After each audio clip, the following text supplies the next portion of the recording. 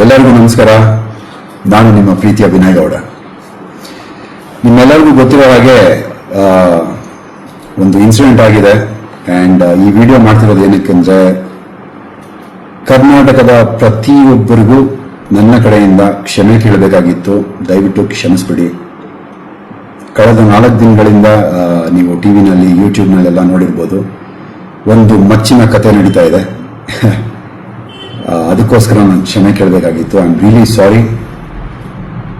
Especially ನನ್ನ ಫ್ಯಾನ್ಸ್ಗೆ, ನನ್ನ ಫ್ಯಾಮಿಲಿಗೆ, ಪ್ರತಿಯೊಬ್ಬರಿಗೂ ಸಾರಿ ಕೇಳಬೇಕು ಅಂತ ಈ ವಿಡಿಯೋ ಮಾಡ್ತಿರೋದು.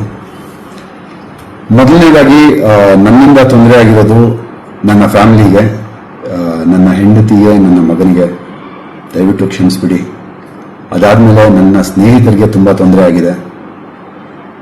ಚೇತನ್, ಶಂಕರ್, ಸೀನಾ, ಸಾಕಷ್ಟು ಜನರು ದಿನ ರಾತ್ರಿ ಅಂತ ನೋಡಿದಿರ ಜೊತೆಯಲ್ಲಿ ನಿಂತ್ಕೊಂಡು, ಪೊಲೀಸ್ ಸ್ಟೇಷನ್ ಹತ್ರ ನಿಂತ್ಕೊಂಡು, ಸೆಂಟ್ರಲ್ ಜೈಲ್ ಹತ್ರ ನಿಂತ್ಕೊಂಡು ನಮಗೋಸ್ಕರ ಕಾಯ್ಕೊಂಡಿದ್ದು ತುಂಬ ತುಂಬ ತುಂಬ ಹೆಲ್ಪ್ ಮಾಡಿದ್ದಾರೆ.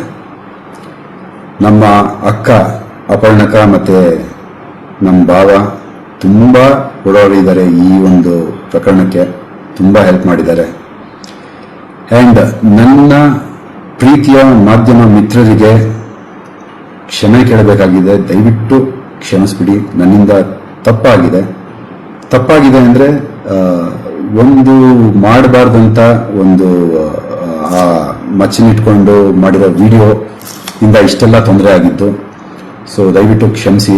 ನಿಮ್ಗೆಲ್ಲರಿಗೂ ತೊಂದರೆ ಕೊಟ್ಟೆ. ಈ ಒಂದು ವಿಷಯ ತುಂಬ ದೊಡ್ಡದಾಗಿ ಬ್ಲೋ ಅಪ್ ಆಗುತ್ತೆ ಅಂತ ನನಗೆ ಗೊತ್ತಿರಲಿಲ್ಲ. ಸೊ ಇಷ್ಟು ದೊಡ್ಡದಾಗಿರೋ ವಿಷಯ ನಂದು ತಪ್ಪಿದೆ, ಇಲ್ಲ ಅಂತ ಹೇಳ್ತಿಲ್ಲ. ಬಿಕಾಸ್ ನನ್ನ ಎಚ್ಚರಿಕೆಯಲ್ಲಿ ನಾನು ಇರಬೇಕಾಗಿತ್ತು. ಈ ಥರ ಒಂದು ಇನ್ಫಾರ್ಮೇಷನ್ನ ನನ್ನ ಫಾಲೋವರ್ಸ್ಗೆ ನಾನು ಕೊಡಬಾರ್ದಾಗಿತ್ತು. ದಯವಿಟ್ಟು ಕ್ಷಮಿಸ್ಬಿಡಿ. ಆ್ಯಂಡ್ ಸಾಕಷ್ಟು ಸಪೋರ್ಟು ಮಾಡಿದ್ದೀರಾ. ನನ್ನ ಬಗ್ಗೆ ಮಾತಾಡಿರುವಂಥ ಮಾತುಗಳನ್ನೆಲ್ಲ ನೋಡಿದೆ. ನನಗೇನು ಬೇಜಾರಾಗಿಲ್ಲ. ನೀವು ಮಾಡಿರೋದು ನಿಮ್ಮ ಕೆಲಸ. ನನ್ನ ಕಡೆಯಿಂದ ಕ್ಷಮೆ ಇರಲಿ ಅಂತ ನಾನು ಕೇಳ್ತಾ ಇದ್ದೀನಿ.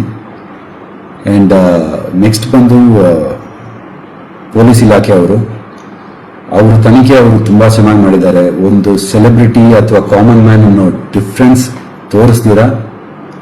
ಏನೇನಿದೆಯೋ ಅದ್ರ ಪ್ರಕಾರವಾಗಿ ಅವ್ರು ಇನ್ವೆಸ್ಟಿಗೇಷನ್ ಮಾಡಿದ್ದಾರೆ. ನಮ್ಮ ಟ್ರೀಟ್ಮೆಂಟ್ ಕೂಡ ಹಾಗೇ ಇತ್ತು.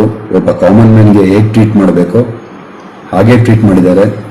ದಯವಿಟ್ಟು ಅವ್ರ ಮೇಲೆ ಯಾವುದೂ ಅಲಿಗೇಷನ್ಸ್ ಮಾಡಬೇಡಿ.